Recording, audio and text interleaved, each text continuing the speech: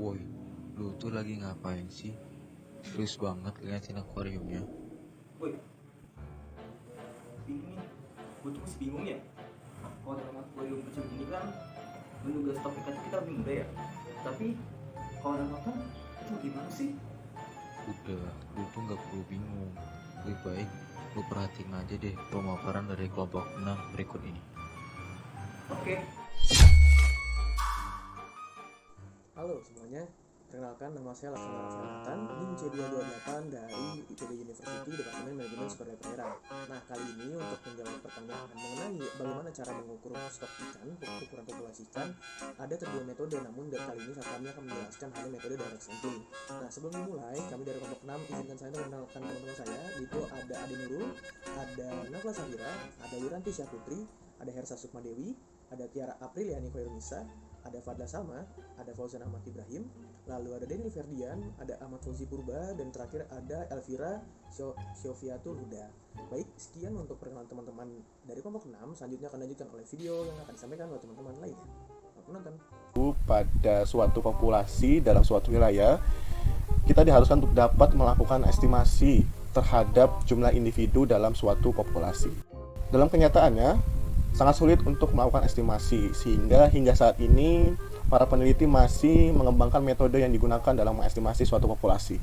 Estimasi ukuran populasi biasanya melihat mobilitas suatu spesies. Yang biasanya digunakan seperti CMMR, Catch Marking Recapture and Release, kemudian ada metode kuadrat dan transect garis. Dan biasanya pada umumnya salah satu metode yang sering digunakan pada bidang perikanan yaitu direct sampling. Direct sampling merupakan metode yang digunakan untuk mengestimasi ukuran populasi dari objek-objek yang bergerak yang tidak diketahui berapa jumlah atau ukuran aslinya. Nah, ada beberapa asumsi yang digunakan dalam metode direct sampling ini. Yang pertama, tanda pengenal yang digunakan pada sampel harus terlihat dan tidak boleh hilang. 2. Tidak boleh adanya tambahan dalam suatu populasi. 3. Objek-objek yang diberi tanda harus berada dalam situasi yang sama. 4. Pengambilan sampel pada tahap 1 dan selanjutnya haruslah diacak.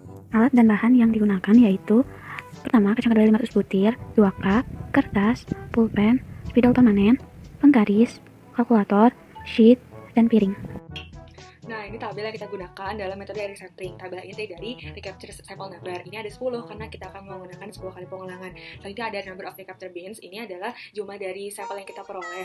Selanjutnya ada number of recapture bins mark. Ini kita isi dengan sampel yang kita peroleh yang sudah tertanda. Selanjutnya ada di bawahnya ada rata-rata dan juga ada jumlahnya. Jadi dari kedua tabel ini masing-masing kita cari jumlah dan rata-ratanya. Nah, selanjutnya yaitu ada rumus dari direct sampling, yaitu rumus-rumusnya ada sebagai berikut. Yang pertama, untuk dugaan populasi dilambangkan dengan entropi. Rumusnya adalah sama dengan T per P topi, atau sama dengan N dikali T dibagi S. Nah, N itu sendiri merupakan jumlah sampel yang terambil, dan yang T adalah jumlah yang ditandai pada sampling pertama, dan untuk nilai S merupakan sampel yang diambil secara acak dan sudah memiliki tanda. Selanjutnya yaitu ada variansi atau ragam. Nilai ragam didapatkan dari var N sama dengan N dikali T kuadrat dikali N min S dibagi S kuadrat dikali S plus 1, dengan keterangan yang sama seperti dugaan populasi sebelumnya. Untuk selanjutnya yaitu ada bound of error didapatkan dari rumus 2 dikali akar var N. Akar var N ini yang sebelumnya telah kita hitung yaitu dengan rumus variansi atau ragam. Nah, untuk selanjutnya yaitu ada selang kepercayaan. Untuk selang kepercayaan dilambangkan dengan singkatan dari SK atau selang kepercayaan sama dengan entropi plus minus akar var N. Nah, entropi ini kita dapatkan dari perhitungan sebelumnya atau merupakan sebuah nilai dari dugaan populasi. Di sini, saya akan menunjukkan metode direct sampling dengan menggunakan kacang kedelai. Di sini ada 500 kacang kedelai. Nah, dari 500 kacang kedelai ini, pertama-tama kita kocok dulu. Terus setelah dikocok, ambil beberapa. Cara acak-acak ambilnya. Nah, setelah diambil, lalu kita tandain satu persatu kacang kedelainya.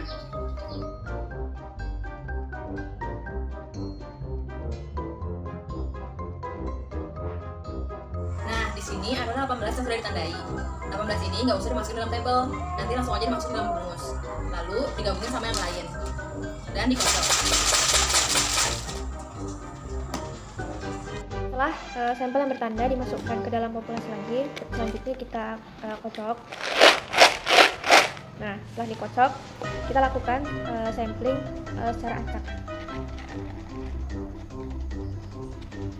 Setelah itu letakkan sini dan hitung ada berapa sampel yang bertanda dan ada berapa sampel yang tidak bertanda. Nah, di sini kita hitung ya.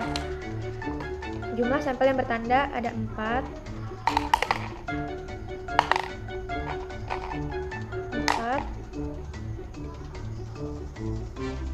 Dan jumlah sampel yang tidak bertanda ada 15. Nah, kita masukkan ke dalam sheetnya.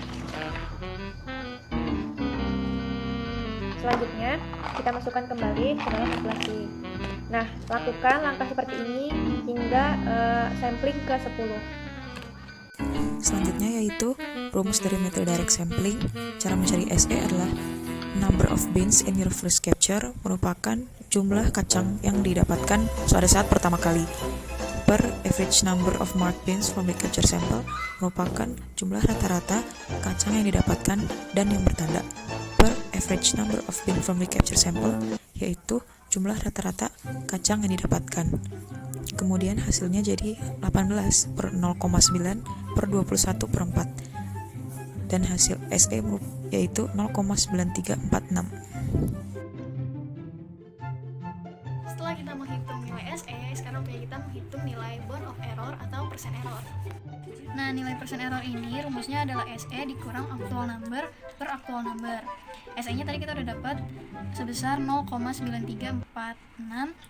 Actual numbernya adalah 18, berarti 0,9346 dikurang 18 per 18, dan didapatkan hasil persen errornya sebesar 94,81%.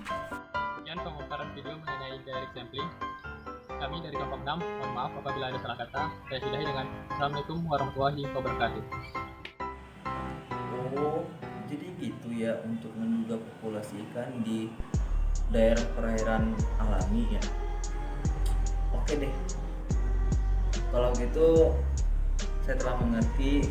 Terima kasih kelompok 6. Sampai jumpa.